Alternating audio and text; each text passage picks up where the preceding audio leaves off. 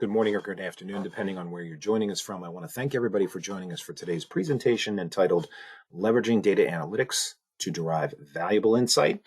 And this is presented by Thermo Fisher Scientific and brought to you by Astrix. We can go to the next slide, please.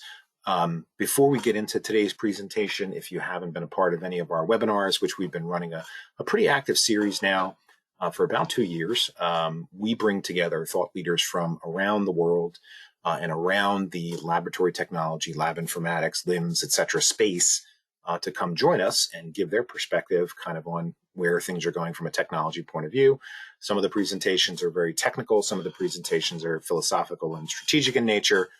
It's a pretty wide array. Who are we and why are we doing this as a company? Astrix, for the better part of the last 25 years, brings a very unique breadth of very specialized services, processes, and technology, which allows us to be a leading partner in helping to transform the way science-based businesses run and succeed. So we're a services company that does a lot of work in the life science space. We were established in 1995. We work with a lot of different technology platforms. Like Thermo Fisher, we're vendor and platform agnostic, and we operate from locations in the United States and overseas. We have 1,200 employees today. The thing that we always like to point out to folks is that 90% of the team members that work at Astrix hold advanced science degrees. We are a science-based organization. Our headquarters are in beautiful Red Bank, New Jersey, and who we help as companies would be everything from a startup to a Fortune 1000.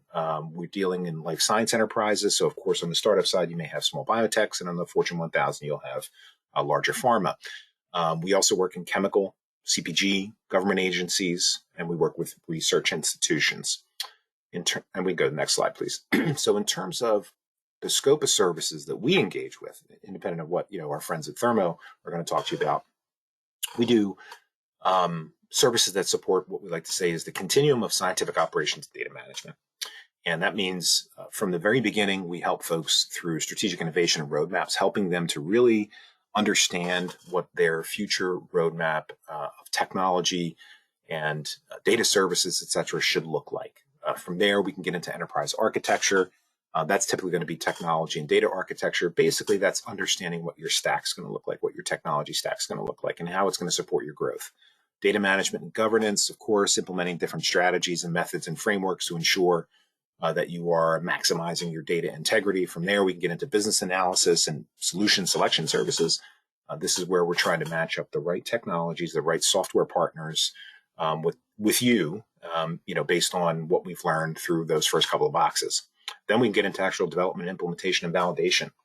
Once those are done, from there, we could even get into helping you staff your organization, staff the lab, staff the technical people.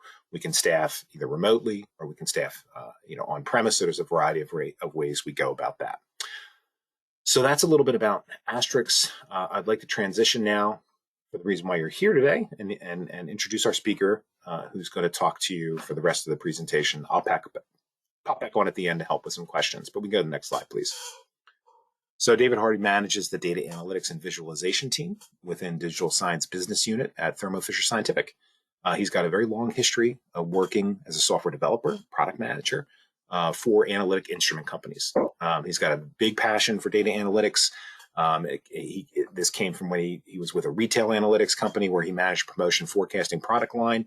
Outside of work, David's a keen golfer and in lockdown took up playing the bass guitar. So David, I'll let you go ahead and finish up that introduction, and I'll sit back and enjoy the presentation with the rest of the folks.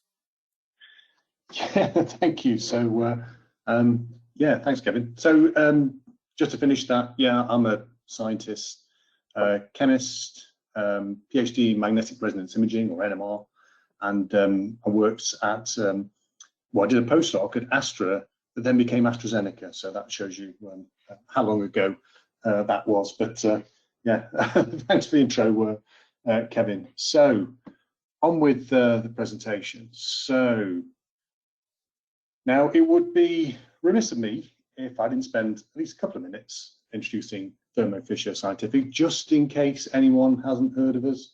Now our organization is about 100,000 people strong, with divisions across the scientific landscape, allowing us to harness the power of all this kind of collective knowledge We have over 10,000 customer-facing employees, allowing us to always essentially be there for you. And we have just shy of 6,000 R&D scientists and engineers, all working to drive our own innovation improvements in our products and services. So when you rely on Thermo Fisher, you can feel assured that we'll be with you for the long term. In 2021, we generated about $40 billion in revenue, and we reinvested about 1.5 billion of that back into R&D. So essentially, when you invest in us, we turn that around and reinvest that back in products for you. So just to say that we take pride in our mission. Of course, we have a mission statement, and that is to enable our customers to make the world healthier, cleaner, and safer. But at our core, as I showed on the last slide, we are all scientists, and our purpose is to enable our customers to fulfill their scientific purpose and potential. So leveraging your data. Data is pretty important for data science and data analytics, and I could quite easily spend the whole hour talking about just this aspect. But instead, as we go on this kind of journey, here's a couple of important kind of considerations. So when we talk about data, it's important to remember that there are different types of data. For example, when you think of instrument connectivity, we focus on two types of data. Firstly, there's experimental data. This includes raw instrument data as well as process data. Improving data access and interactions via a secure, centralized repository enables advanced analytics and provides scientists with an enriched experience. And secondly, there is operational data, and this includes instrument health, preventative, calibration, and service data. And delivering real-time telemetry data through things like dashboards, alerts, and reports enables this kind of proactive issue resolution and improved instrument uptime. Now, both modalities drive data integrity, enable compliance, and importantly, improve productivity. In addition to the classic raw and process data from instruments and the data generated from monitoring instrument health and performance, then we also have the operational data from the laboratory itself. You might already be using SampleManager LIMS to keep track of many of the activities in your laboratory, such as sample management, instrument and operator workloads and records, and laboratory workflows, etc. And traditionally, a lot of this was driven by the compliance and regulatory needs. So we're talking ISO 17025 and then APCAR Plus, and of course, 21 CFR Part 11. But for any laboratory, there's a goldmine of information contained within all these processes. If this data can be accessed electronically, then data science can be used to mine it and provide new insight. It might also help reduce costs, and I'll show an example of this later. And quite often, hear the term digital transformation, and this is often used as laboratories go from paper-based to electronic. And I'm sure most people on this call are acutely aware of that, and their companies are doing something along those lines already. So the data science process, it transforms all this lovely data into actionable information. It starts with the collection of data from multiple sources. Given the range and diversity of the analytical instruments and vendors, converting the data into a standard data format will facilitate its wider use in data analytics. Analyze, model, and apply is what I'll be kind of talking about next. So one caveat that I'd just like to mention now is around expectation. Data science isn't necessarily a magic bullet. There are a lot of factors which impact a data science process and whether it actually works, and that not least is data. Most of the data science teams will rightly say that this is the kind of the biggest challenge. Ultimately, we're trying to model a real-life system using a finite set of variables to predict the outcome of another variable. The worst case scenario could be that you've happened to pick variables which don't relate to your target variable. And again, I've got an example of this later. And then finally, the biggest, there's a business problem that is being solved. is this properly understood, and is the problem amenable to data science? And quite often I like to quote, Andrew Ink from, Landing AI, which suggests that, if you go down a machine learning project, to start with something small and technical feasible as you as you get into it. So, and we'll show some of those examples today. So the data analytics solution. So SampleManager LIMS generates a large quantity of data through normal, day-to-day activities. If we take something as simple as a sample, then depending on the workflow, this might have 5 or 6 different dates associated with it. So when it was logged in, sample, received, completed, authorized, or maybe even cancelled. Understanding this data across all the samples in the lab and being able to mine it provides us with additional insight on how the lab is performing and where any bottlenecks might be occurring. This then allows us to take action and fix any issues and ultimately, save costs.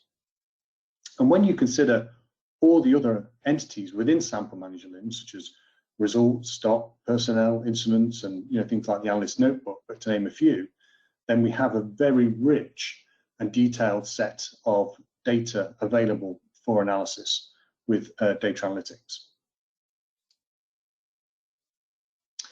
Now, the customer benefits from data analytics on SampleManager LIMS falls into 3 main categories. Firstly, there's laboratory operations, and this is things like identifying process bottlenecks, forecasting sample throughput, and predictive maintenance, and so on. Then we also have system administration, and this might be system access and performance. So this might be looking for unusual kind of activity. Someone that's logging on at not necessarily strange times, but something unusual that you perhaps don't even know what it is yet. And then finally, there's scientific insight, and this might be predicting results, failing early, and the optimization of things like experimental conditions. So the data analytics solution builds on data from all the entities within SampleManager. The solution itself is split into 2 main capabilities: business intelligence and machine learning. The business intelligence capability provides a series of dashboards based around the key laboratory workflow areas within SampleManager. It was designed in conjunction with several SampleManager customers, including our own pharma services group. It was built to work for all SampleManager instances and can be easily configured if additional fields are needed. Perhaps you've added your own fields, and these can easily be incorporated. The machine learning capability utilizes the statistical script functionality available within SampleManager. This allows you to run your own R scripts and display the results in SampleManager. The machine learning capability is split into 3 areas: exploratory data analysis, profiling, and forecasting. It's worth noting that these capabilities are live within SampleManager, so you don't need to purchase other expensive BI applications or export your data out and risk losing control of it. Depending upon the throughput of the laboratory, then there's the option to have the processing done externally, in a serverless cloud environment, but all the visualization is still done back within SampleManager. Another important aspect, and I mentioned it briefly, is data governance, which is maintained. So with all roles and groups being adhered to. So the logged in user can only see the data that they are entitled to see, even through these dashboards. And of course, for all data scientists, the data can be exported out with any machine learning models then brought back into SampleManager to be run in an operational environment. So let's have a look at the business intelligence capability. As I mentioned, these are a series of dashboards that primarily allow you to understand how well your laboratory is performing. But I will start actually with a slight exception. And just to say, don't worry, I'm not going to be going into detail on every dashboard. But what I'll do is I'll just try and give you a flavour of some of the different areas. So our first dashboard is the location or sampling point dashboard. The actual location or sampling point itself is selected in the within the SampleManager Explorer hierarchy, which would be off to the left of this screen. The dashboard then presents a map showing the location, that's near where I am, of the location or the sampling point. And then you can plot out the result values up to 2 components which are linked to that sampling point or location by first selecting the analysis and then the component. And then the table below shows a detailed list of the selected components. And a feature common across all the dashboards is the export functionality, which you can see just above the table. So next we have the resource management dashboard. SampleManager allows laboratory managers to allocate instruments and operators to work, i.e. this is done through tests.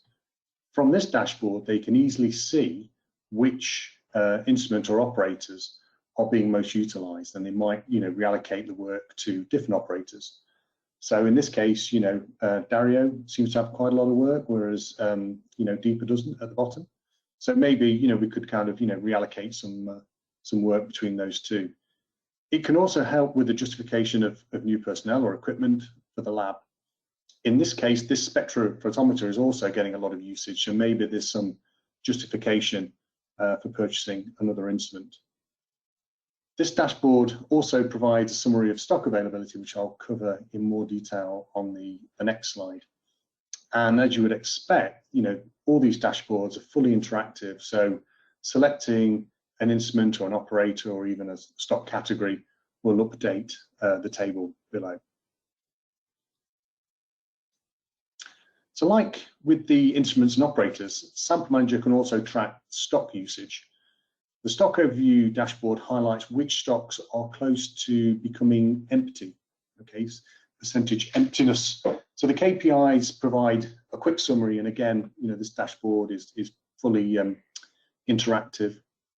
Toward the top right, most of the dashboards, on most dashboards is a settings button and the filter boxes. The settings allows any configuration items like warning thresholds and also things like date ranges. It also allows the configuration of the 2 filters. For example, you might want to filter this dashboard for stock in a particular location or a particular stock type. And these settings and filters can be found on most of the dashboards. So moving on to the flow of samples through the laboratory with the process performance dashboard. This dashboard shows several key metrics on the rate at which samples are being processed and if they meet the target deadline. So this dashboard is showing data for the last 30 days. That's part of the settings. And within these 30 days, we can see the average duration for the sample to receive, received to completed, and completed to authorized. So these are those dates again. Now it looks like all the samples were completed on time, which is great, but we have a small delay with some of the authorizations. And below this, we can see a breakdown of these times across, in this case, where the different groups. And this can be changed for different identifiers such as location or customers. On to the job and sample status dashboard. These are kind of more or less equivalent. So within SampleManager, a job is a collection of samples that are just kind of grouped together. So firstly, we're looking at data for the last 40 days, and the KPIs at the top relate to the current week's jobs. In this case, our working week starts on Sunday. So it's the number of jobs completed since that day of the week. Below this, we have the number of jobs created, completed, and authorized by week. Now, in this example, we are applying a group filter, so we're only looking at jobs within the packaging, production, R&D, and quality control. So the logged in user has access to these groups, otherwise they would not be able to, they wouldn't show up as possible options. So on to the compliance dashboard. So this shows details of all the critical and pending deadlines relating to instrument stocks, personnel, training records. So we have that black line down the middle, and anything to the left of that black line down the center is a deadline that's already been missed, okay? And anything to the right is a deadline that's rapidly approaching. The KPIs provide some summary numbers for these two categories across the instrument stocks and personal training records. Now, within the settings, you can configure, the number of days you want to include in the view. So that's i.e. the size of the window, either side of that black line. And on this particular dashboard, if you select one of those lines, then it will show you the instrument stock or training record associated with that line. So the idea here is, the laboratory manager might check this kind of, once a week just to see, what critical things they might need to do relating to those three areas. SampleManager also contains an incident management system. Incidents can be raised automatically via something like the workflow. Maybe a result of, a result is out of spec or took too long to run, or they can, be raised manually. For example, if the sample was dropped and we lost, 20 mil of solution or something. The incidents have their own life cycle, and this will dictate how the incident is dealt with and resolved. Again, this dashboard is showing incidents from the last month, and at the top we can see the number of incidents raised per day, and we have a configurable threshold here of anything over 5 per day is flagged in that orange color. On the right of this is incidents by status. In this case, we have a large proportion of the incidents which effectively has been resolved. So cancelled, authorized, rejected, and completed are essentially resolved, and only a small number of these are actually available. Below this, we can see a breakdown of the incidents by location and also the incident reason. Like with the previous dashboards, these groupings can be changed. Los quieres en español, no hay problema. So localization. So here we have the job status and sample times dashboard shown in a Spanish locale. The SampleManager itself is fully localizable, and the same applies to all the dashboards within the data analytics solution. We have many, multinational SampleManager customers who require it to be displayed in their, local language. The benefits for doing this is that the operator can use the software in, their language, which helps avoid any, mistakes from slight language, let's call it misunderstandings. So, other languages are also available. So far we've seen BI dashboards, which utilize kind of operational data. It's kind of reactive. It's showing the previous and the current state of the laboratory and the data. But what about being proactive and forward-looking? Can we use historical data to help us gain a deeper level of insight and maybe make future predictions? In the next section, we'll have a look at what's available as part of the machine learning capability. And just to say, for this, we'll be using his Cortez wine data set, which is available on most data analytics repositories like Kaggle, for example. So if you did want to have a play with it. So the first part of any data science project is, of course, to assess the data. The quality and the quantity of data is critical for any successful machine learning project. Now, the exploratory data analysis allows us to make that assessment of the data. So we can see from the univariate analysis that the data looks good. The box and whiskers plot shows clean and tidy data with the lower and upper quartiles tight and uniform around the median. The categorical variable count shown on the right is well balanced, and from the table below we can see that there's no missing values. So this is clean and tidy data. The bivariate analysis shows the relationships between each of the variables within the data. And we can easily see that there's a strong positive relationship between total sulfur dioxide and free sulfur dioxide, which kind of makes sense. And then there's also a strong inverse relationship between alcohol and density.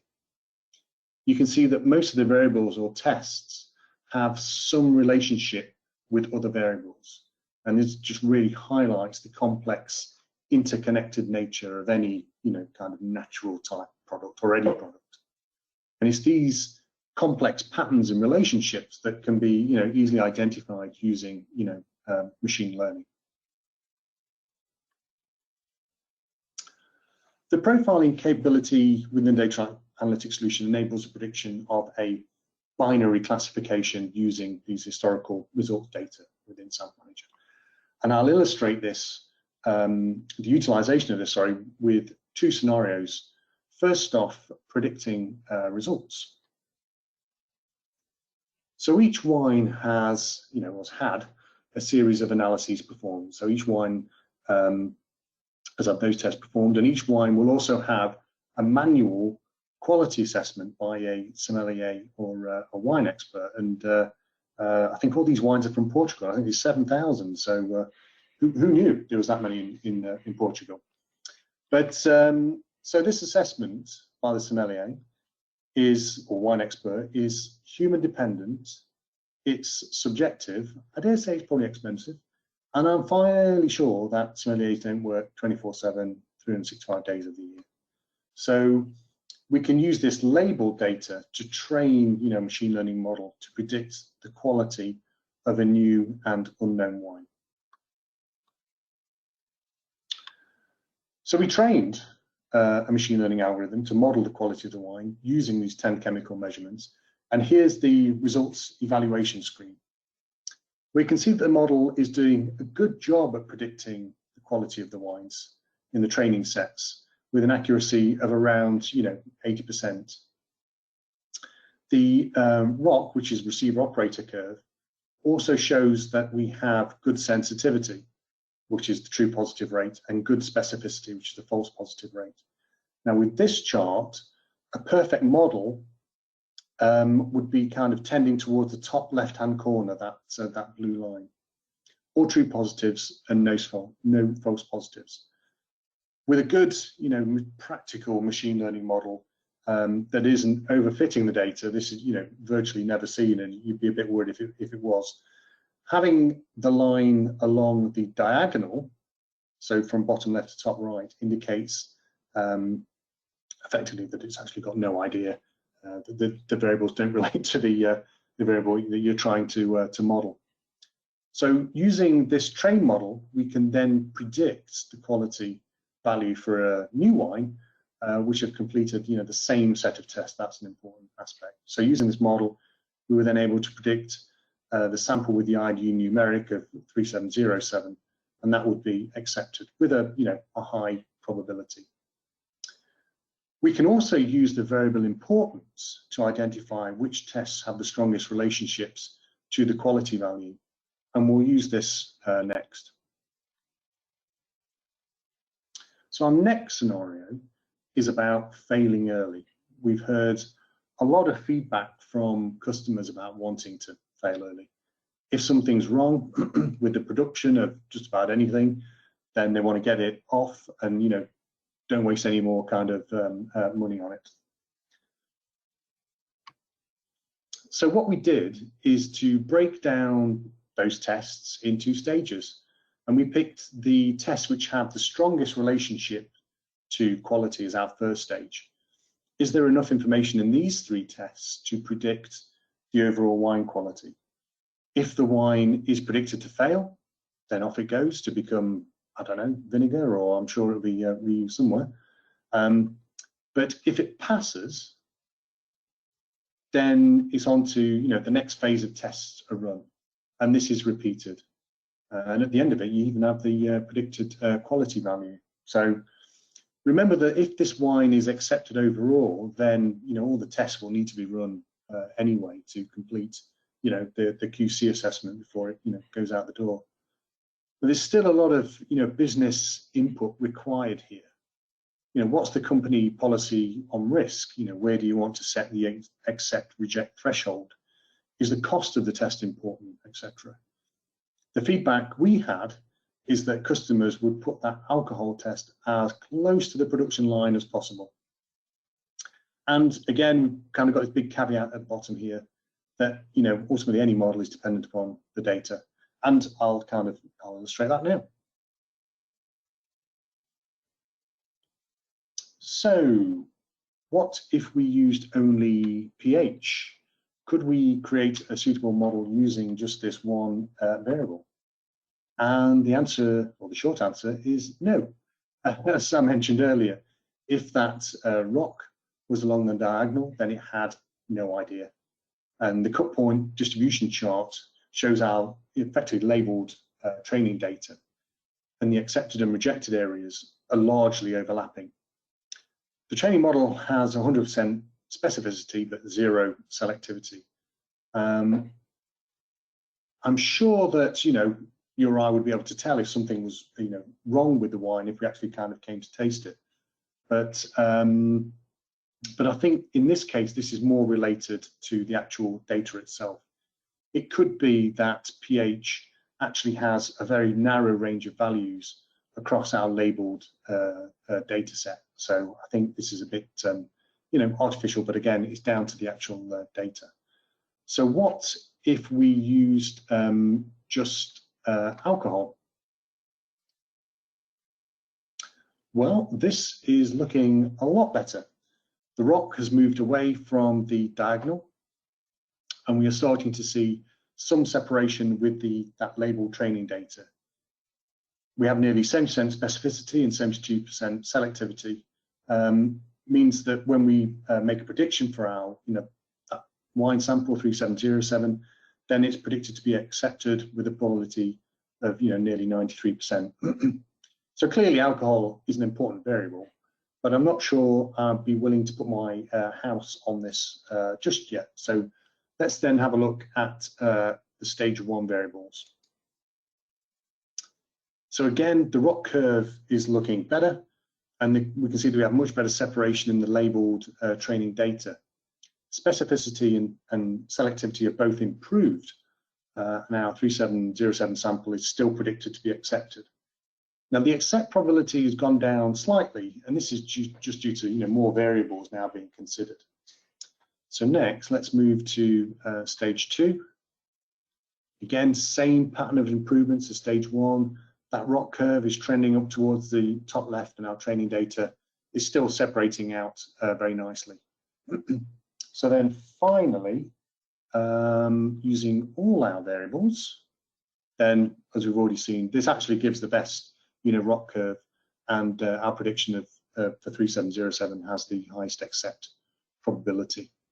So here we've demonstrated that you can use a limited set of tests to get good prediction accuracy. And if those tests are costly or take time, then again you can that really enables you to fail early.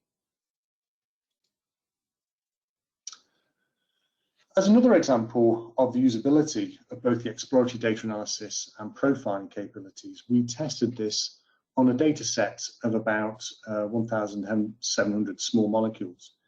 Now they each had 32 chemical properties and also an activity of either active or inactive. Now I don't know what the target is, and I believe a lot of these chemical properties are generated in silico and actually relate to the spatial relationships between the functional groups.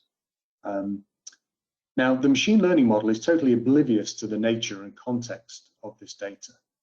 But if we have a look at the exploratory data analysis, we notice that the data it's got a bit more variability compared to the wine data. And the other factor is that most of the compounds are flagged within the training set as being inactive. So the model doesn't have too much information to identify what makes that particular compound active. In this case, the categorical variables are not well balanced.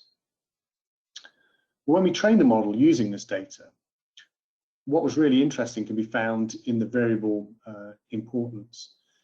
The algorithm or model found that the variables which related most to the activity was log P, number of rotatable bonds, polar surface area, and molecular weight. As a chemist, and I'm sure there's plenty of chemists out there, you're ahead here, but that's all kind of classic Lipinski type descriptors for an active, small molecule drug. Now remember that SampleManager in this case and the machine learning model know nothing about the data. Now, as a chemist, this makes sense, and this is an important test for machine learning. Using subject matter knowledge, are the results sensible? And in this case, as a chemist, they are. And finally, the forecasting capability. Again, using historical data and some knowledge of what projects are expected to start, the forecasting capability allows us to predict and plan for future sample throughput in the laboratory. As all instruments, personnel, and stocks are related to the samples being run, this allows for planning of new hires, new equipment, and stock replenishment. And it's then possible to check this with any laboratory performance targets. Now, the top screen shows the model, which has been trained on the historical data, and it uses the last section of this data to make a prediction of how well it fits. The grey area indicates the confidence limits around the forecast prediction. And in the top right, you can also see the cross-validation that has occurred. The bottom screen shows the sample forecast itself. The historical data is shown in blue, with the forecast and confidence limits shown in green. The number of samples for each month is summarized in the bottom bar chart, and we can see, this was obviously taken a couple of months ago. We can see that for the month of May, this has a mixture of samples which have already been completed, and as well as a mixture of samples that have been forecasted and essentially are yet to run. So we've got that split.